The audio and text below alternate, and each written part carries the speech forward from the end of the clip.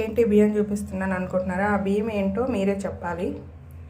చిన్నప్పుడు ఈ బియ్యం తినేదాన్ని అనమాట. నేను ఎందుకు తినేదాన్ని అంటే, మా మమ్మీ రోజు మొత్తం కలిపి రూపాయి ఉన్నప్పుడు రూపాయి, పావలా ఉన్నప్పుడు పావలా, రూపాయి ఉన్నప్పుడు రూపాయి ఇచ్చేదనమాట.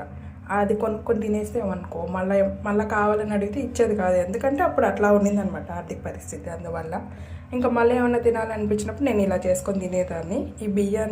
ఈ బియ్యంలో కొంచెం వాటర్ వేసేసి ఒక 1 అవర్ నానబెట్టామంటే మెత్తగా నానిపోతాయి. తర్వాత వాటర్తో 2-3 సార్లు వాష్ చేసుకోవాలన్నమాట. ఈ బియ్యము ఇడ్లీలో వాడతారనమాట. ఇడ్లీ పిండికి కంపల్సరీ వాడతారు. ఇవి వేస్తే ఇడ్లీలు కూడా చాలా మెత్తగా స్మూత్గా బాగుంటాయి. ఇలా కడుక్కున్న బియ్యంలో ఒక 2-3 టేబుల్ స్పూన్లు చక్కెర వేసుకోవాలి. చక్కెర వేసుకొని బాగా కలుపుకొని తినేయడమే.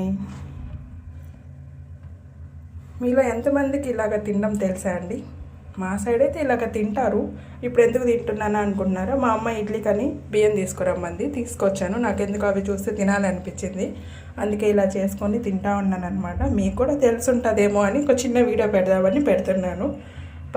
పక్కన మా పాప కూర్చొని ఉంది, అడుగుతుంది నన్ను ఏం తింటున్నావు అని.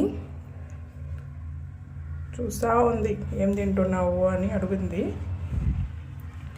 తొంగి చూస్తూ ఉంది చూడండి, అవి ఏంటా అని. పెడతాను రా అంటే మాత్రం వద్దన్నది. నాకైతే వీళ్ళు బాగా ఇష్టం అనమాట. తినేదాన్ని చిన్నప్పుడు బాగా, మధ్యలో గ్యాప్ వచ్చింది తినలేదు.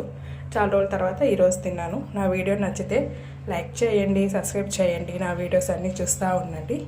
యూట్యూబ్లో నా వీడియోస్ అన్ని లాంగ్ వీడియోస్ ఉన్నాయి, తప్పకుండా చూడండి.